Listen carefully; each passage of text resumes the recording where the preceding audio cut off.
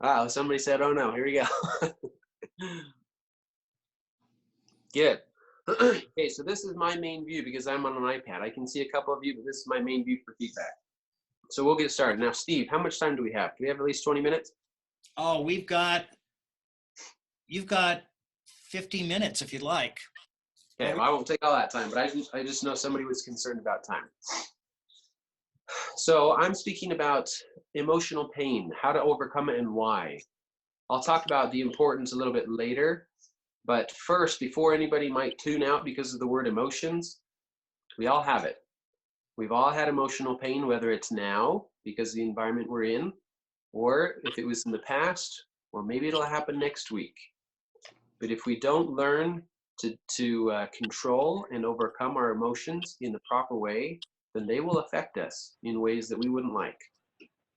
So first, a question, and you can comment yes or no in the comments. How many of you know that the brain experiences emotional pain the same way it does physical pain? I'll say that one more time. Did you know that the brain experiences emotional pain the same way it does physical pain? And to illustrate, I'm going to tell you a story. I'm going to tell you how to train an elephant. So when an elephant is young, the trainer takes a metal chain and ties it around the elephant's ankle and ties that chain to a metal pole in the ground. The elephant, because he's young, he looks down and says, oh, there's something on my leg, but who cares? I'm going to go about my daily business. So he goes to walk away, but he finds that he can't. The chain's too strong. But he pulls and pulls, and after a whole day of pulling, finds that his ankle is now raw. The trainer comes back the next day and replaces the metal chain with a rope and ties that rope to a wooden stake in the ground. The elephant looks down and thinks, hey, there's something different. So I'm going to go and move. But as he tries to move, he finds that his ankle is still raw. Therefore, it hurts too much to move. So now the elephant looks down and says, there's something around my ankle. It hurts when I try to move. Therefore, I will not move. The trainer returns the next day and takes the wooden stake out of the ground, but leaves the rope around the elephant's ankle. The elephant looks down, sees the rope around the ankle, and says, there's something around my ankle. It hurts when I try to move. Therefore, I will not move. Now, fast forward 10 years to when the elephant's an adult. All the trainer has to do is put a rope around its ankle, and the elephant looks down and says, there's something around my ankle. It hurt when I tried to move. Therefore, I will not move.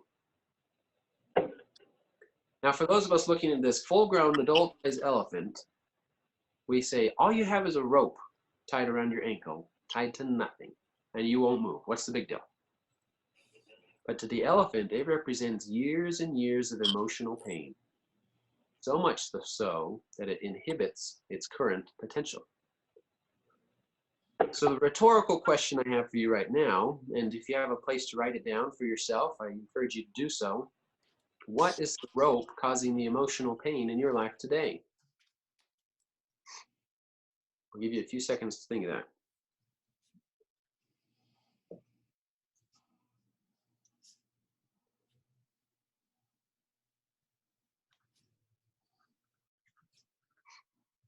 Okay, so the rhetorical question was, what is the rope causing the emotional pain in your life today? Now we'll continue, and here's where we have some more participation. We're going to talk first about physical pain, and then we'll go back into emotional pain, because it's important to make the tie in your brain, why they're similar, because as we understand how they're similar, we can understand how to heal from them. So with physical pain, how many of you have ever sprained your ankle? Put it in the chat there, if you've ever sprained your ankle. All right, okay. So if we don't get it taken care of properly, and we instead think, oh, I'm just going to walk it off and I'll be fine, what do we do to compensate for that sprained ankle? Limp. Perfect. Thanks, Matt. We limp. And when we limp, now we're on a Zoom call, so it's kind of hard to illustrate this, but when we limp, what happens to the rest of our body? Compensates for the limp. It does. And as we limp, say your right ankle is sprained, your left leg is compensating, and now your knee starts to hurt, your hip starts to hurt, your back goes out, because your body isn't made to walk that way. So because you're trying to compensate for an injury that you haven't taken care of properly, it now affects your body in other ways. Say we broke an arm.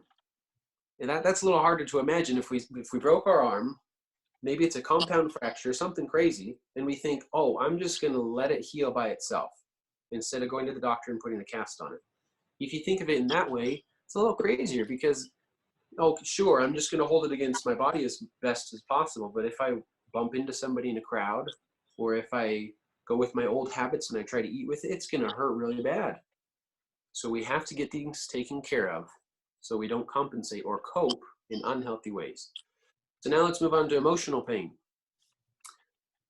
We can think, especially in this time, of loss, right? Or change, whether it's the loss of a job or if it's just change of environment, something like that, we experience emotions. Now I want you to put in the comments, what are some emotions that you have or are experiencing because of this loss?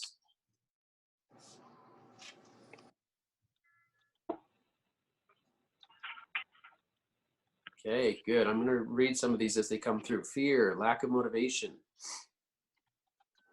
anxiety, sadness, shame. Good, thank you. Keep them coming. Frustration, absolutely.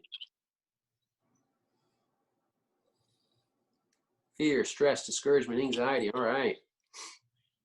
Okay, so these feelings are real.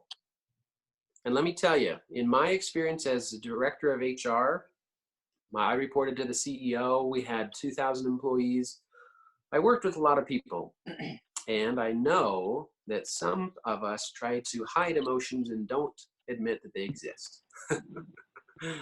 I also know how that affects them. So thank you for writing these emotions in here and admitting that they're true or that they're real.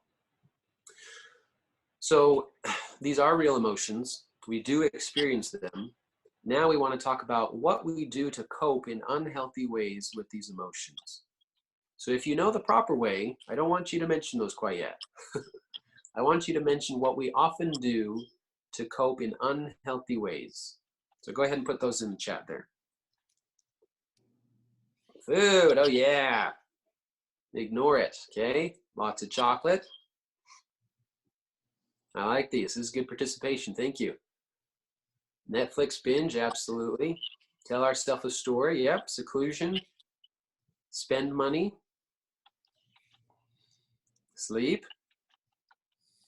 Work out, yoga, kickboxing, good.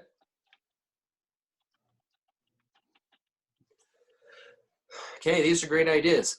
And it's good that you realize what you do and you need to connect them to emotions. Sometimes we just say, well, I don't know what else to do, so here's what I'm going to do. And because we do that and we don't realize that they're connected, then either it's a waste of time or unproductive time, and we think, why do I always do this? Or it can escalate into other things. So first of all, back to the emotions. Some common emotions that we experience is an acronym called BLAST, B-L-A-S-T. It stands for bored, lonely, angry, stressed, and tired. So I'll tell you that one more time. The acronym BLAST, bored, lonely, angry, stressed, tired. I imagine a lot of us have felt at least one of those emotions over the last couple weeks with what's going on. The restrictions getting tighter and tighter, and now not being able to spend time with others, and you have to stay in your home. Boredom's going to come along, and loneliness. Then we could get angry, and now we're stressed because we don't know what to do, and then all of a sudden we're just tired. There's all 5 of them. So then we would turn to what we usually do. Everything that you just mentioned. Now, the reason why I find this message so important that I left an executive HR position to do this full time is because I know that if we do not learn to overcome these emotions, then what we do now can escalate into other things like drugs, alcohol, pornography, or even violence and suicide. Now, why is that? Because your brain, when it experiences pain, it wants a solution. it wants to either numb it or relieve the pain. So what does it do? It turns to everything that we just said, because we have trained our brain to say that this fixes it. But in reality, it usually just covers it or hides it. So I think a lot of us can relate with something that I went through. I became apathetic. I said, well, I don't know how to deal with this pain. I don't really understand this pain. So I'm going to stop caring. I'm going to stop caring about anything. I'm going to stop feeling emotion. So if you've ever heard of Brené Brown, you can comment yes if you have heard of her, Brené Brown. She says that we cannot selectively choose which emotions we hide. If you try to hide fear, boredom, and discouragement, you will at the same time hide happiness, connection, and joy. Isn't that interesting? So when we're experiencing things of today, the fear, anxiety, discouragement, frustration, everything else, if we say, I'm just going to be strong and ignore it, or I'm going to say, I don't know how to deal with it, so I'm just not going to care, you will at the same time inadvertently dampen or hide your ability to feel happiness, connection, and joy. And those are important as we're looking for jobs or as we're trying to stay connected to people with our family and our friends. So hopefully this is making a little bit of sense. I do have emotional pain. How do I handle it now, and what can I do about it? So let's pause for a second, and in your own notebook, I want you to write this. How do I cope with my emotional pain? And I want you to be honest with yourself. I'm not going to read it.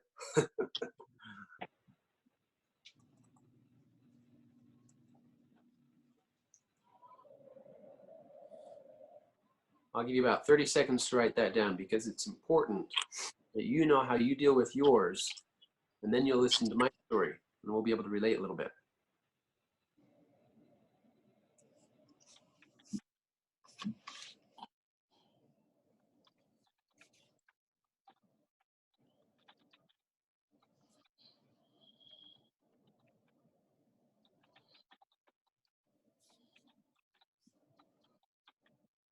Okay, so I'm going to tell you my story, a story of my emotional pain. And I could tell you one that comes straight from the work environment, but I'm going to tell you one that's from a personal experience, and about 20 years ago. The reason being is because when I tell people my stories, they say, hey, you need to tell this one because everybody can relate in some way. And that's a point I want to make before I go into my story. It's not to compare. It's not to say, oh my goodness, this is so crazy out there. Or it's not to say, that's no big deal. It's to now relate, because we all go through something. The feelings that I experience, you can relate with either now or in some previous part of your life. The second thing, as I tell my story, pay attention to the thoughts and feelings that you have, because your brain knows where and what the emotional pain is. What you've probably done is hide it in the back of your brain. That's where I hide it. So as you listen to this, your brain will start to trigger and think of things like that. And if you can lock onto those, that's a big step in learning to overcome that emotional pain. So with that, I'll go into my story real quick. My story comes from when I was 9 or 10 years old. I was in elementary school, and we had just finished a game of dodgeball in PE. I love dodgeball. As a 9 or 10-year-old, I was beginning to, make friends and understand who I was, and discovering that I had talents, and I was talented in sports. They usually came easy to me. So with dodgeball, I had just done well. My friends were starting to notice that I was good at dodgeball, and I started to care what my friends thought of me. As we left this dodgeball game, I can still remember it today. We had to walk up this ramp to go out of the gym and back to class. We were going up this ramp with my friends, and they were laughing hysterically about something. Naturally, I wanted to be involved. So I asked them what was so funny. And they turned to me and they told me to raise my arms. So I did, and I discovered that I had extremely sweaty armpits. And you might think, well, yeah, you just finished a game of dodgeball. It makes sense. You'd be a little sweaty. Well, I was 9 or 10 years old, and I didn't quite understand how the body worked. Also, it must have been a lot more than normal, because otherwise my friends wouldn't have made such a big deal about it. So realize the situation I was in. Again, I was carrying what my friends thought of me, and I didn't quite know what my body was going through. Then I discover, actually, people discover this for me, and my friends, laugh at me. So how I interpret this is, I am now embarrassed, ashamed. My friends say ew and disgusting. So I start thinking that I am gross. I am disgusting. There's something wrong with me, so there's no reason why people would want to be with me. This event scarred me that day. And you might think, oh, well, that was 20 years ago. What's the big deal? Well, it turns out I have something called hyperhidrosis, or excessive underarm sweat. And so it's something that triggers throughout life, and it reminds my brain of that initial event, and it says that event is still true. You are gross, you're disgusting, nobody wants to be with you, there's a problem with you. And that affects me in every aspect of life. Confidence at work, confidence with friends, confidence with families, what I do at events, and how I react. In fact, a close friend of mine told me that, hey man, you keep people at arm's length. I said, yeah, that makes a lot of sense. Kind of like Steve said, picture perfect. Yeah, a lot of people consider me that way. And I used that as a defense mechanism. I said, I'm going to do super well at everything I do, church, work, sports, music, whatever, so that people, when they think of Ben, they will think Ben is amazing, he's picture perfect. But I'm going to keep him at arm's length, because if they get any closer, they will discover something that I do not control and that I'm not proud of. They will think I'm disgusting. They will think I have a problem, or that I am the problem, and nobody will want to be with me. So hopefully you're relating with at least some of the feelings that I have had. Okay. To get over or overcome these emotions, a year or two ago, I started working with a therapist with a number of things. And I know some of us might have a stigma with some therapists, but hey, made a huge difference in my life. And I just started to think, you know what? Maybe this is a source of my emotional pain. I'm going to try talking to him about it. We'll see what happens. So I went to him, and of course I went very defensive. Same reason I just said. I always keep people at arm's length. I've hidden this for 20 years because my brain knows how people will react. So I went to my therapist very defensive. But as I told him my story, he reacted with, oh, thank you for telling me. And myself, I was like, wait, what? You're not going to say I'm gross? You're going to laugh? You're not going to make fun of me, or not going to kick me out? I said, no. And he helped me work through some things. So I'm going to tell you, and I can't do the therapist version, one, because I'm not a therapist, and two, because we don't have time, because we got to do it individually. But I'll tell you a little bit how he helped me reprogram my brain. And that's something we can all do. If we realize that we have something that is affecting us, like the rope on the elephant's ankle, it is affecting us. And then we just need to reprogram the brain. So that is no longer a ghost, but now it's an ancestor, if that makes sense. Not a ghost that haunts us, but it's an ancestor that we learn from. So he told me that I should go back to my 10-year-old self as my current self, right? Right after this event happened, and take myself to a safe place. Right after it happened. And I would tell my younger self, you just had something very tough happen. And you have every right to feel the way that you do. But I want you to know that you are loved. And it is over. And you're going to do some amazing things in life. Now, when I told myself that, I said, baloney, I can't lie to myself like that. I don't feel that. So how can I tell him that? But the therapist worked that experience through with me a number of times until I successfully reprogrammed my brain. And I said, I am not the problem. Yeah, this thing happened to me, but I can separate myself from that situation and know that I am okay and I can move forward. And people will still love me because I'm lovable. turning ghosts into ancestors. And I can tell you, my life is a whole lot different now because after 20 years of trying to hide this, keeping people at arm's length, now I realize that I'm okay. Like I said, I'm not the problem. I don't have to do it myself. Now I'm connected better to my parents, to my family, to people. I mean, people at work realized that I was a lot different. And my goodness, what's the deal? They're a lot happier. So I know. I learned that I'm not the problem. So here's something interesting. One of the craziest things that I've learned recently is that there are three voices in your head. Okay. Now I know some of you might be thinking, oh, yeah, there's only three. I have a lot more than that. But we're only going to talk about three. You have your own. Let's see if this makes sense in the camera. You have your own. You have God's, or a higher purpose, or a positive influence, whatever you want to call him. And you have devil, or you have negative influences. Now think these through in your brain. Yours, God's, and the devil's. Positive, negative, right? You've all experienced that. So it's important to discern what these voices will tell you. In my experience, God would tell me, hey, you're great. You have potential. You can do great things, and you're going to be awesome.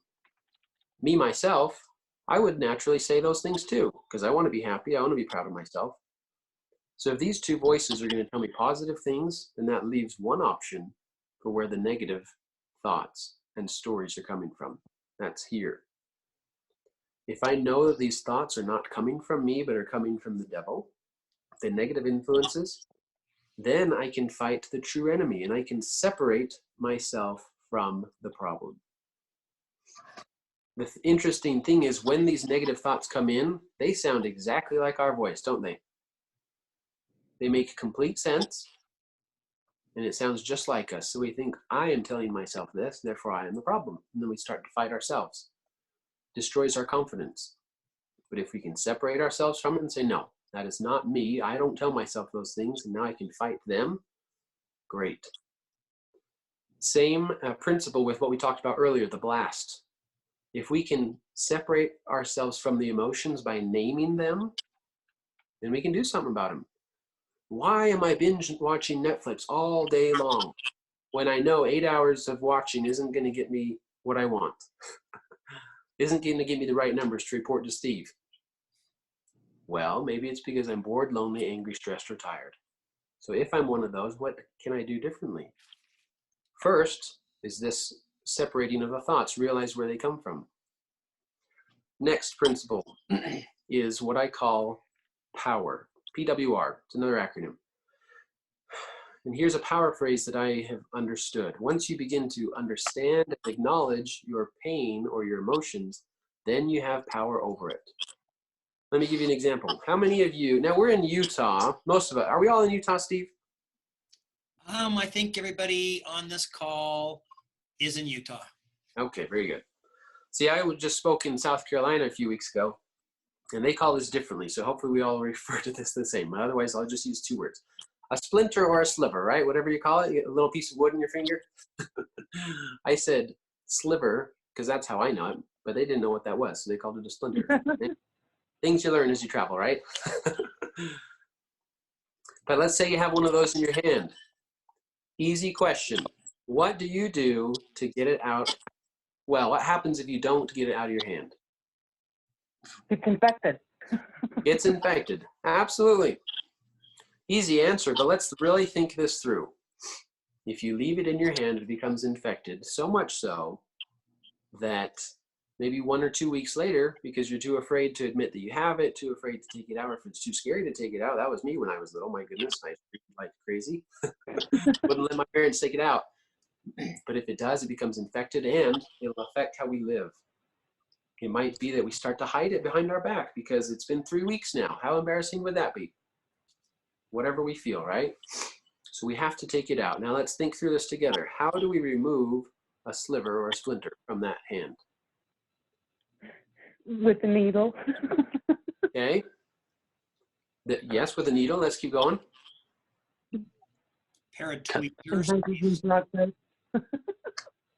Sorry, I couldn't. Yeah. What was that? You can either type it in or Shout it out, needle and twisters, good.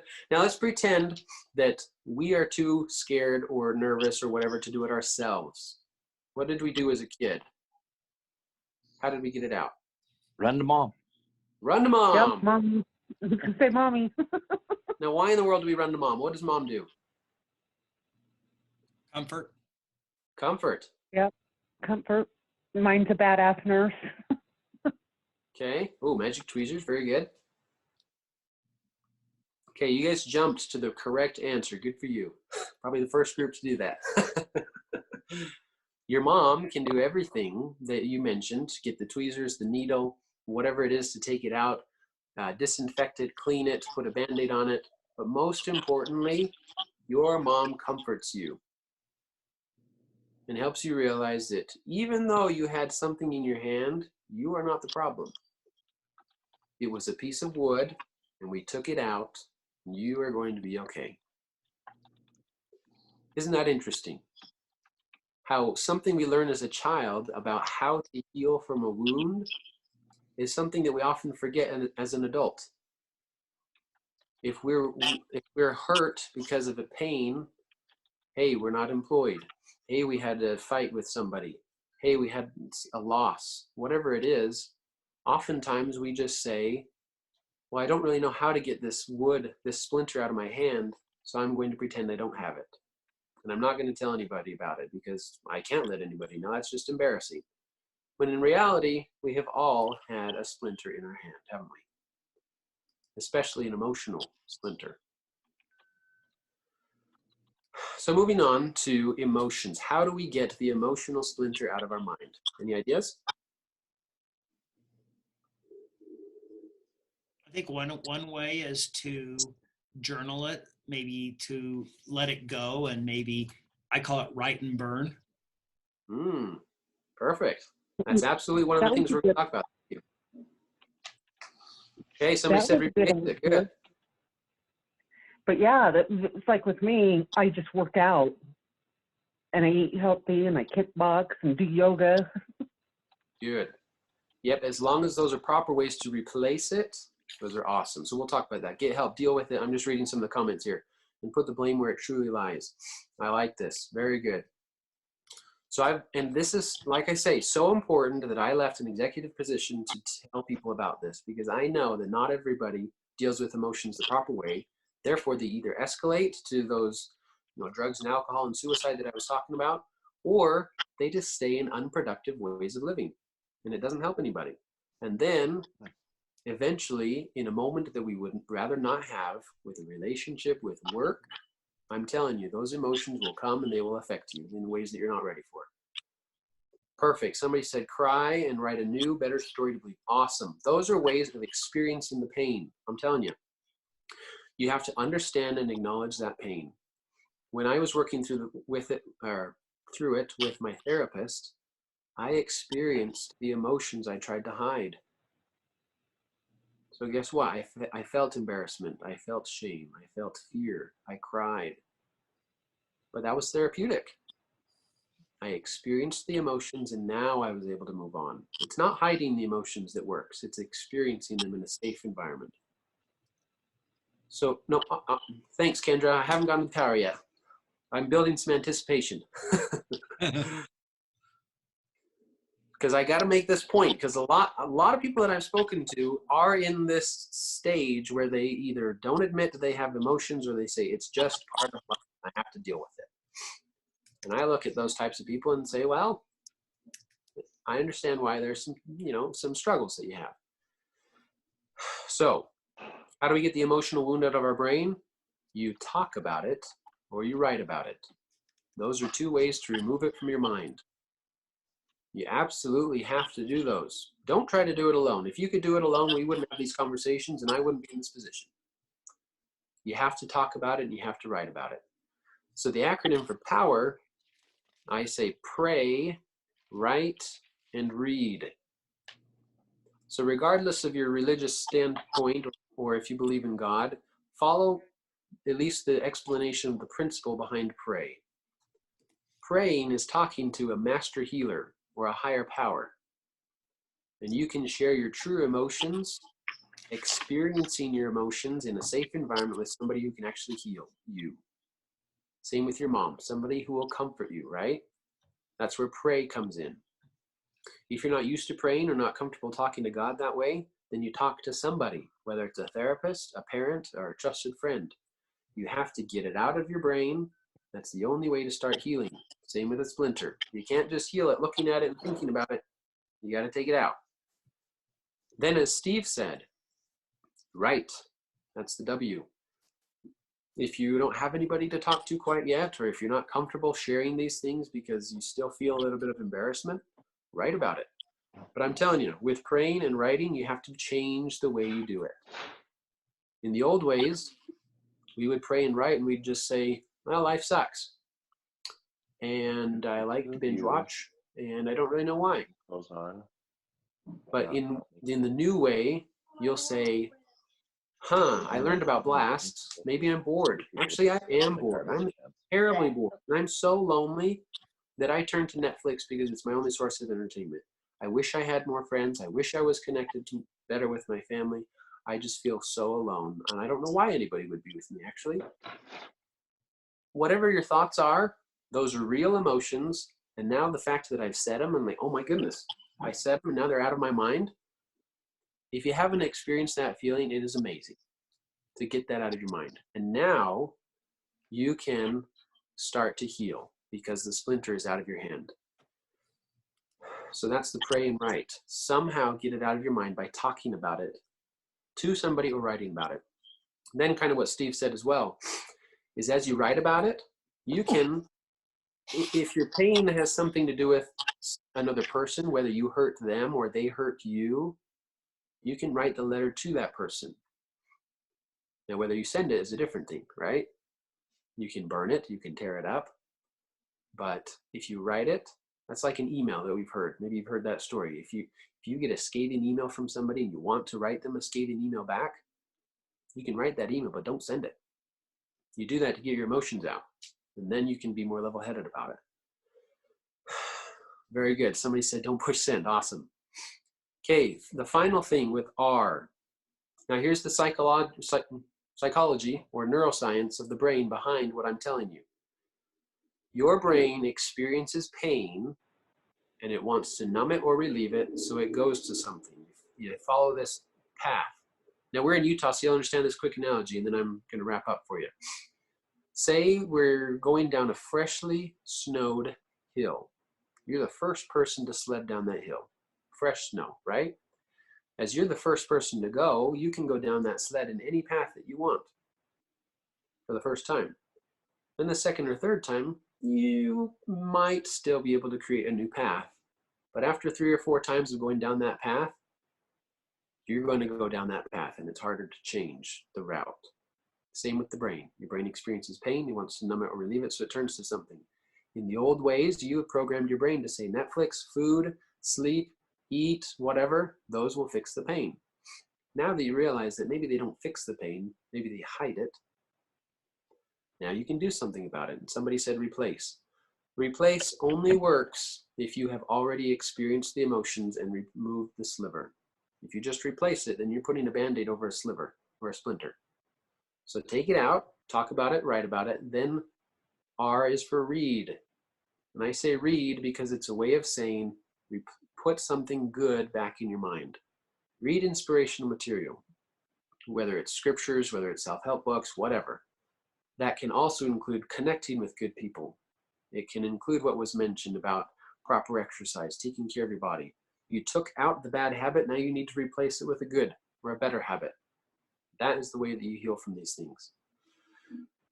So to end, and then if you have any questions, I'll stay on the line for any of that, is whatever you're going through right now, know that it is real and it is okay to experience those emotions. Even me, myself, who teaches this kind of stuff, and I'm trying hard to get over things, and I don't like to say get over, I like to say properly overcome. Working through those things during this time, you know what, last week I was sad, and I was lonely, but I was okay with it. I took a break, I took a nap, I experienced it, and now I'm great. I don't have any connection to last week as far as that goes, so I can move on healthily.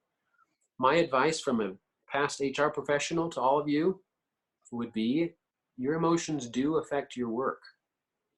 So take this time to overcome some of them so that when you get a new job, you are able to be there more fully and you don't have this other stuff to affect you. It'll affect you in your relationship with your boss and your employees. Let me tell you from experience. So to wrap up, I want you to know, whatever you're going through, you are not the problem, and you don't have to go through it alone. As you understand and acknowledge your pain, you will have power over it. And thank you. That's what I had. Thanks for listening, everybody.